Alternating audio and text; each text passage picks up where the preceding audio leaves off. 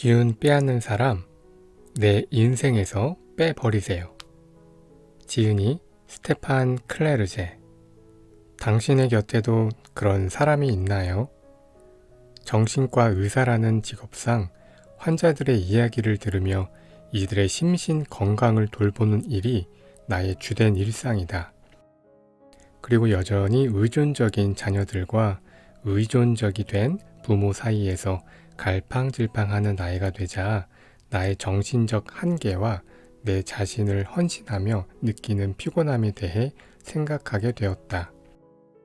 그러다가 나 역시도 내가 담당하는 환자들 다수처럼 정신적으로 혹은 애정의 끈 때문에 가족에게 길을 빨린 것일 수도 있다는 생각이 들었다. 하지만 처음에는 그들에 대해 멘탈 뱀파이어라는 용어를 사용하지는 않았다. 어린 시절부터 전설 속의 뱀파이어가 혼란스러운 나의 상상력을 차지했다. 영원히 죽지 않는 뱀파이어가 부럽고 뱀파이어의 우물한 외로움에 연민을 느껴서였다. 뱀파이어가 무섭지는 않았다. 10대가 되어 정신분석학에 관심을 가지면서 어니스트 존스, 지그문트 프로이드, 칼융, 자크 라캉 등 멘탈 뱀파이어 행위를 언급한 정신분석학자들의 글을 두루두루 읽었다. 그리고 갑자기 의식의 저변에 있는 무의식적 충동을 상징하는 전설적인 존재, 뱀파이어를 다시 떠올렸다. 성적인 욕망이나 가족의 비밀로 상대방을 겁주는 전설 속 뱀파이어의 모습이었다. 아기는 엄마의 젖을 빨려고 계획을 세운 것도 아니고 곁에 있는 사람을 깨물어 원하는 것을 얻어야겠다는 생각도 하지 않는다. 아이가 말을 하게 되면 일반적으로 먹여주는 사람에게 다양한 것을 계속 기대한다. 그렇다고 우리가 전부 멘탈 뱀파이어가 된다는 뜻은 아니다. 우리는 또한 주변 사람들과 서로 주고받을 줄도 알고 완전히 다른 사람들의 에너지를 양분 삼아 우리의 에너지로 삼지만은 않기 때문이다. 그런데 우리를 피로하게 하고 심하면 우리에게 지옥을 맛보게 하는 사람들이 있다. 요즘 사회의 메커니즘으로 탄생한 삐뚤어진 나르시스트가 대표적이다. 삐뚤어진 나르시스트는 공감이 부족하고 자기 중심적이며 의도적으로 상대방에게 상처와 혼란을 안겨 피해를 주고 이 모든 결과를 상대방의 탓인 것처럼 몰아가며 기쁨을 느낀다. 삐뚤어진 나르시스트에 대해서는 연구가 잘 되어 있다. 허나 상대적으로 다른 부류의 해로운 인간들이 삐뚤어진 나르시스트에게 가려져 잘 보이지 않는다.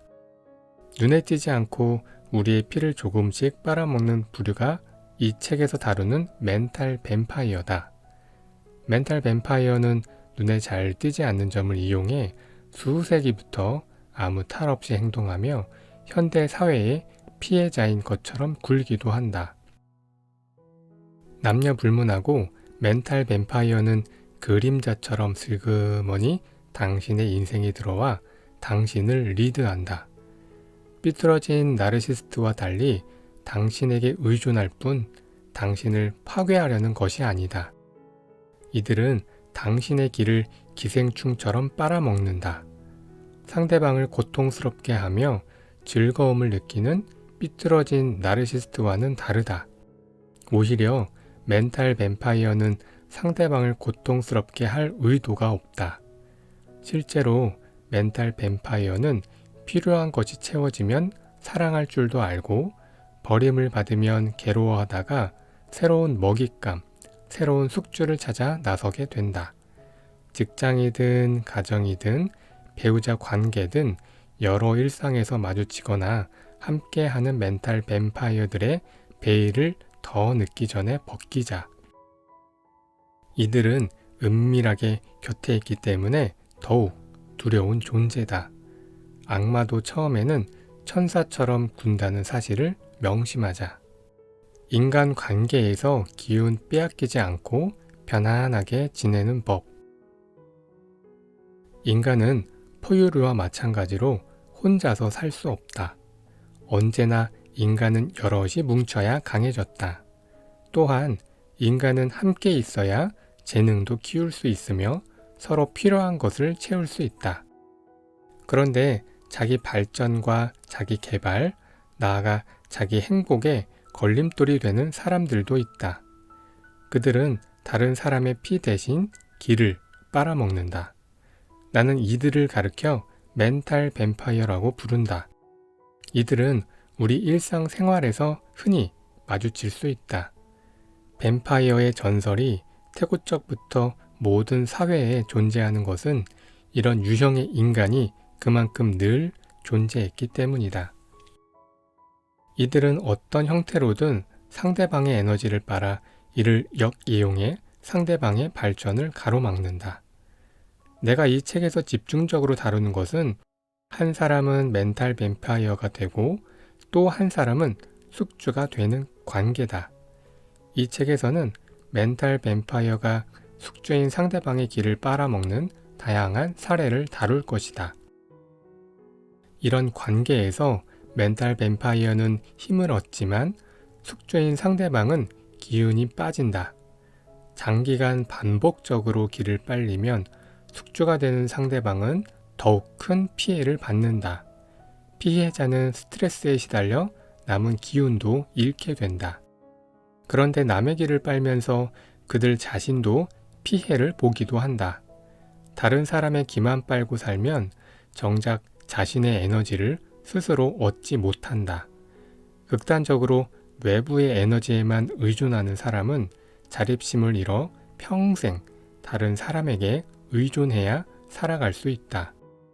이 책에서는 모든 나라, 모든 문화권에서 존재하는 멘탈 뱀파이어들의 모습과 이들이 사용하는 방식이 얼마나 다양한지도 살펴볼 것이다. 그들의 전략과 행동은 정말 다양하다. 이 책은 현대 사회에 사는 멘탈 뱀파이어의 형태, 행동 방식, 숙주가 되는 상대방에게 미치는 결과를 알아보며 다양한 사례를 통해 멘탈 뱀파이어를 퇴치하는 전략도 제안한다. 그들에게 지속적으로 당하는 피해자는 심신의 건강을 잃을 수 있어서 매우 위험하기 때문이다. 타인의 기운을 빼앗는 사람은 언제나 존재한다. 우리는 뱀파이어라고 하면 흔히 민간 설화, 신화, 문학, 영화 속에 등장하는 흡혈귀를 곧장 떠올린다. 박쥐와 인간의 모습으로 자유자재로 변신하고 어둠 속에서 살며 희생자들의 피를 먹고 사는 살아있는 시체, 뱀파이어에 대해 안 들어본 사람이 있을까? 뱀파이어는 문화권에 따라 다양한 모습으로 표현되었다. 수세기 동안 뱀파이어를 그린 작가들이 많은데 그 중에서도 지금까지 가장 유명한 작가는 브램 스토커다. 브램 스토커가 1897년에 발표한 소설에 등장한 드라큘라는 불멸의 뱀파이어다. 뿐만 아니라 드라큘라의 모델이 된 루마니아의 블라드 체페슈가 있다. 그는 일명 드라큘라로 적들을 잔혹하게 다루기로 유명했다. 전설 속의 뱀파이어는 인간의 피를 빠는 기생충과 같다. 인간의 기를 빨아먹는 현대 사회의 멘탈 뱀파이어도 마찬가지다. 어떤 생물은 생존하기 위해 다른 생물의 기생이 필요한 것을 얻는다. 기생충은 포식자가 아니다. 숙주와 기생충이 상호작용하는 기생이라는 메커니즘은 오랫동안 지속될 때가 많다. 포식자는 먹잇감을 죽여야 이익을 얻지만 기생충은 숙주를 죽여봤자 얻는 것이 하나 없기 때문이다. 포유류에도 흡혈 동물이 있다. 흡혈 박쥐가 대표적이다. 중남미에 서식하는 희귀한 종류의 이 박쥐는 주로 가축의 피를 빨아먹고 산다. 밤이 되면 흡혈 박쥐는 잠자는 먹잇감에게 다가가 면도날처럼 날카로운 이빨로 피부를 깨문 다음 상처에서 흐르는 피를 혀로 핥아먹는다. 물론 자연계에 존재하는 기생생물은 흡혈귀와는 거리가 멀다.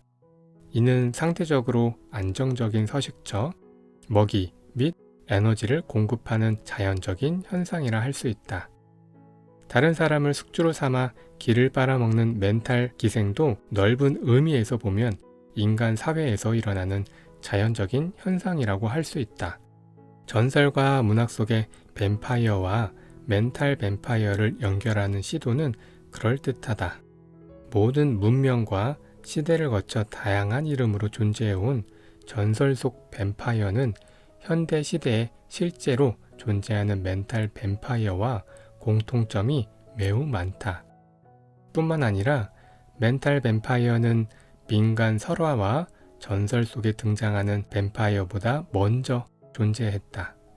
그리고 피를 빨아먹는 뱀파이어도 엄밀히 보면 멘탈 뱀파이어를 알기 쉽고 상징적으로 표현한 캐릭터에 지나지 않는다. 그리고 우리 모두 이들에게 기빨리는 희생자가 될 수 있다. 멘탈 뱀파이어는 문화권을 초월하며 머나먼 옛날을 포함해 어느 시대나 존재했다. 이들은 평범한 인간의 모습일 수도 있고 마법사나 무당의 모습일 수도 있다. 또한 집단의 형태일 수도 있고 적들을 공포로 몰아서 사기를 꺾고자 노래, 가면, 그림을 사용해 정신을 혼미하게 하는 전술 작전의 형태일 수도 있다. 수많은 사회가 멘탈 뱀파이어와 맞서고 있지만 사회는 오히려 멘탈 뱀파이어가 활발히 나타날 수 있는 사회적 조건 혹은 문화적 조건을 만들어낸다. 특히 폐쇄적인 체제, 부패한 시스템, 물질 만능주의가 판을 치고 개인의 책임 의식이 희박해지며 다양한 지원 시스템을 남용할 수 있는 사회 조직이라면 멘탈 뱀파이어는 언제든지 나타날 수 있다. 그렇다면 우리 주변에 있는 멘탈 뱀파이어는 어떤 사람들인가? 우선 그들에게 당한 사람들의 이야기를 들어봐야 어떤 유형의 인간인지 제대로 알 수 있다. 엠마, 28세. 그와 헤어지기 전에 제 정신은 피폐해질 대로 피폐해졌고 가뜩이나 많이 나지도 않던 몸무게도 10kg나 빠졌습니다. 그 사람은 3살짜리 아이보다 더 귀찮게 제게 의지했죠. 저만 힘들어했고 정작 그는 아무 문제 없이 잘 지냈어요. 카티아, 36세. 퇴근하고 돌아오면 진이 빠졌습니다. 처음에는 일이 너무 많아서 그런가 보다 하고 생각했습니다. 그런데 상사가 다른 자리로 옮기고 나서야 깨달았습니다. 불가능한 일을 시키는 그 상사 때문에 그동안 기가 빠졌다는 사실을 알게 된 것이죠. 다비드, 40세. 남동생은 제가 부모님에게 더 사랑을 받는다는 이유로 제가 직업적으로 성공했다는 이유로 매번 제게 도움을 받습니다. 저는 동생에게 정신적으로도 시달리고 돈도 많이 털렸습니다. 나탈리, 45세. 아주 어릴 때부터 언니의 지배에서 벗어나지 못했어요. 언니가 이혼하기 전이나 후에도 조카들은 제가 키웠습니다. 제가 남자친구가 생기자 언니는 계속 절 부려먹을 목적으로 저보고 남자친구와 헤어지라고 했어요. 다비양, 50세. 어머니를 돌봐드리는 것이 물론 자식된 도리죠. 하지만 어릴 때 저는 단 한 번도 어머니의 따뜻한 사랑을 받아보지 못했습니다. 지금도 끝없이 잔소리를 하시는 어머니를 보면 어머니는 여전히 제가 미덥지 않은가 봅니다. 당신은 어떤가? 동료, 아버지나 어머니, 친구, 연인에게 기가 빨린 것 같은 기분이 든 적이 있지 않은가? 멘탈 뱀파이어는 특정하게 정해진 타입이 따로 없다. 소위 뼛속부터 이러한 성향을 타고난 사람들이 있다. 직장에서든 가정에서든 사회생활에서든 기회만 있으면 뱀파이어 본능이 작동해 주변 사람들의 길을 빠는 사람들이다. 한편 특정 사건이나 시기에만 멘탈 뱀파이어처럼 구는 사람들도 있다. 하지만 알아둘 것이 있다. 멘탈 뱀파이어의 목표는 다른 사람을 파괴하려는 게 아니다. 오히려 그들은 반대로 타인을 필요로 하며 타인에게 의존적이다. 단지 다른 사람의 생기, 에너지, 소위, 기를 이용하고 싶은 것뿐이다. 성인이 되어 남을 악랄하게 이용하는 멘탈 뱀파이어 부류도 있지만 대부분의 멘탈 뱀파이어는 이처럼 사악하지 않다. 실제로 사악한 인간은 다른 사람을 파괴할 때 기쁨을 느끼기 때문에 이러한 기쁨을 지속적으로 얻기 위해 남을 유혹하려고 애쓴다. 그러나 멘탈 뱀파이어는 당신을 파괴하려는 것이 아니라 당신을 영양분 삼아 살려는 것뿐이다. 그렇다면 멘탈 뱀파이어는 어떤 모습을 하고 있는가? 앞에서는 좋은 친구인 척하면서 당신의 인맥이나 친구들을 교묘히 빼앗으려는 사람, 당신의 노하우를 야금야금 빼앗는 동료, 청소년이 된 딸을 늘 품에 끼고 같이 있으려는 어머니, 독립할 나이가 되었는데도 아이 마냥 계속 변덕을 부리는 자녀, 당신의 업무 성과를 도둑질하듯 가로채면서 살아가는 상사, 일하는 아내를 심리적으로 지치게 하는 한량 예술가 타입의 남편 등등 그들은 여러 모습을 하며 살아가고 있다. 앞으로 다양한 부류의 멘탈 뱀파이어를 알아보고 그들의 교묘한 행동을 간파하는 방법을 배울 것이다. 또한 멘탈 뱀파이어를 알아보는 법, 현재 그들에게 당하고 있는 것인지의 여부, 바보처럼 당하지 말고 자신을 보호하는 법도 알아볼 것이다. 왜 당신은 이들의 표적이 되었을까? 살면서 멘탈 뱀파이어 같은 사람들을 많이 만나봤다. 젊은 시절에는 이런 부류의 사람들에게 당한 적도 여러 번 있었다. 그 후로는 이러한 사람들을 알아보고 내 자신을 보호하는 법을 터득하게 되었다. 정신과 의사라는 직업 덕분에 이들과 정기적으로 마주한다. 만일 내 자신을 정신적으로 보호하는 법을 몰랐다면 이미 오래전에 나의 정신은 피폐해졌을 것이다.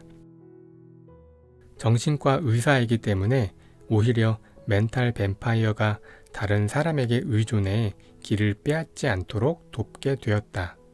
또한 환자들이 그들에게 더 이상 당하지 않도록 하는 것도 내가 할 일이 되었다. 정말 피곤한 인간이야. 멘탈 뱀파이어와 함께 시간을 보낸 후 제일 먼저 나오는 말이다. 그들에게 당했을 때 제일 먼저 느끼는 증상은 심신의 피로이다. 당연한 말이지만 그들과 함께 있으면 온통 그에게 신경을 써야 한다.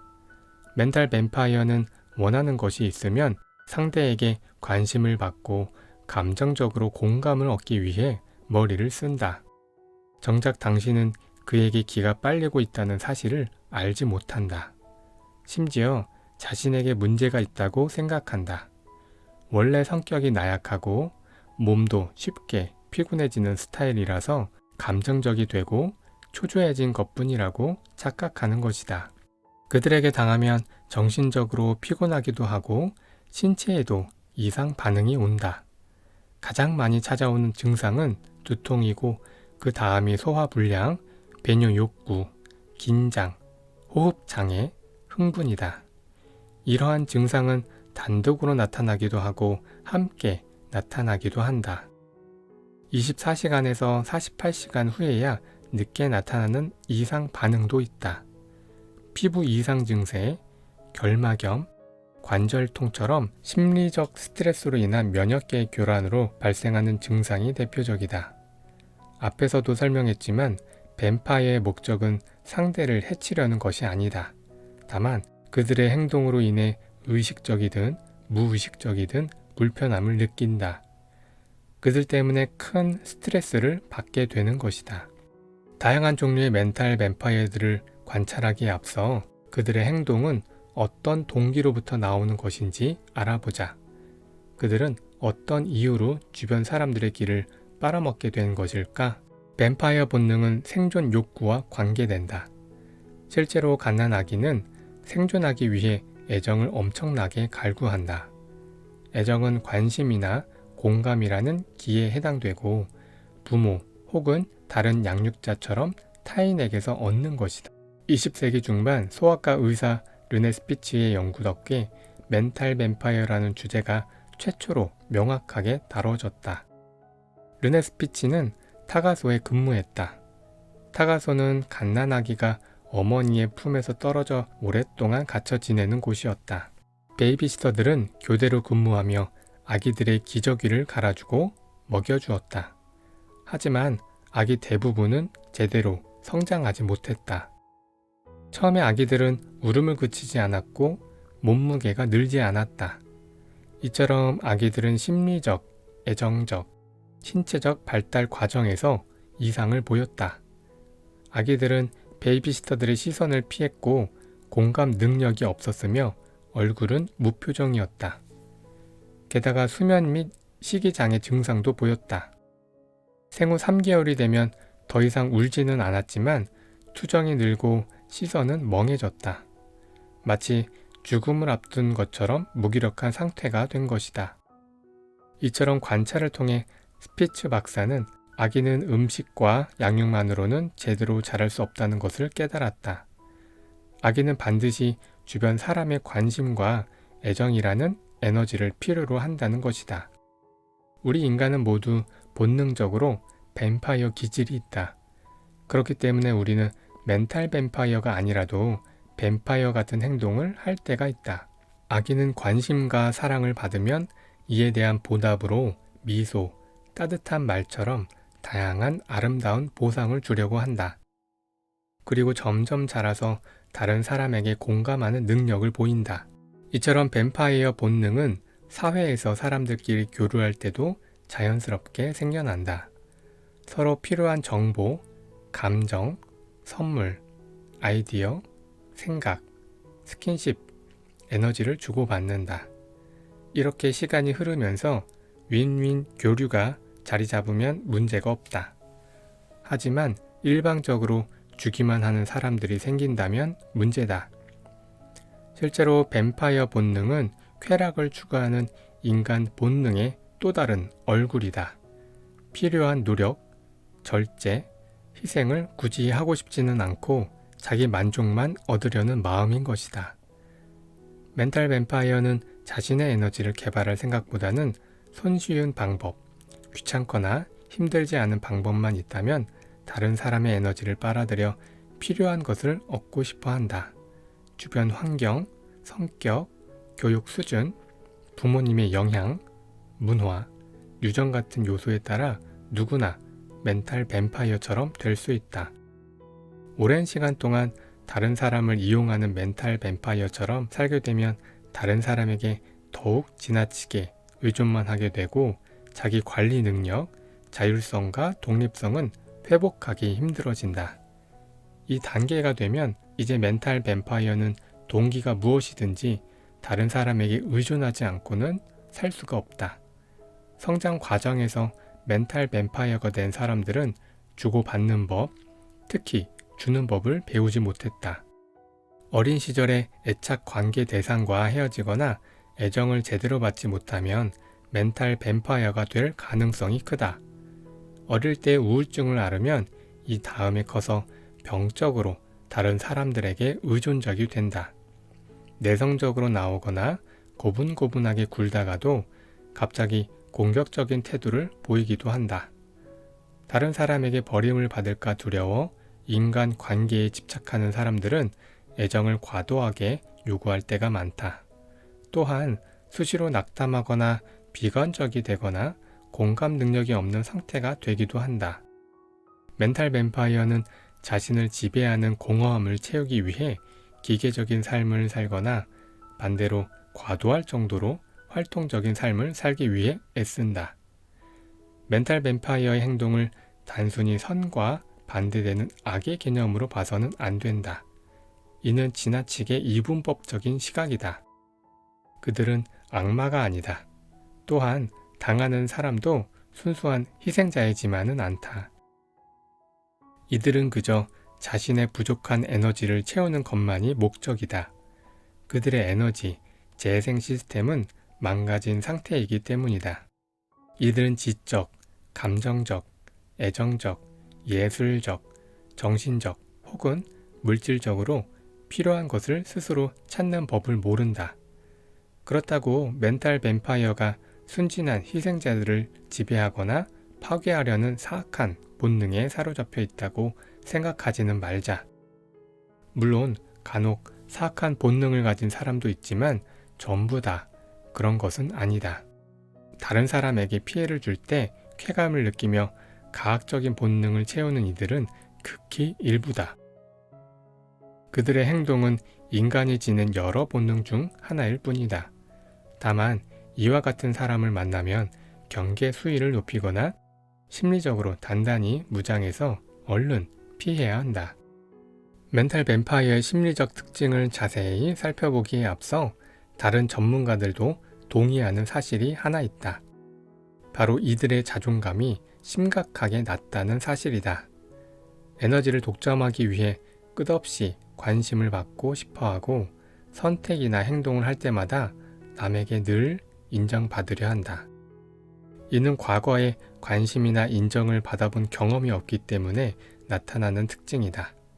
내부 속 에너지 분배가 제대로 되지 않다 보니 자존감 에너지가 낮고 인간 관계도 일방적이다. 하지만 자존감의 높낮이는 멘탈 뱀파이어에 따라 정도가 다를 수 있으며 지금의 상태에 만족하느냐 아니냐에 따라 자존감의 정도 또한 달라진다. 나르시즘이 매우 강한 이들은 필요한 것을 전부 얻을 때 다른 사람을 무시하고 권위적인 모습을 보인다. 자존감이 지나치게 넘치는 모습이다.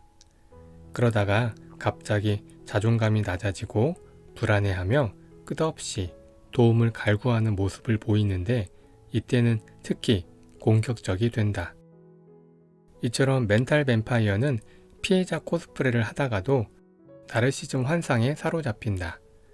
그렇다고 이들이 고통에 괴로워하고 있다고 단정해서는 안 된다. 또한 전부 음산한 검은색 망토를 걸치고 창백한 얼굴로 방황하는 전설 속 뱀파이어처럼 감정이 우울하다고 생각해서는 안 된다. 오히려 감정은 부족해도 다른 사람의 비위를 잘 맞추고 사람들과 어울리는 것을 좋아하는 이들도 많다.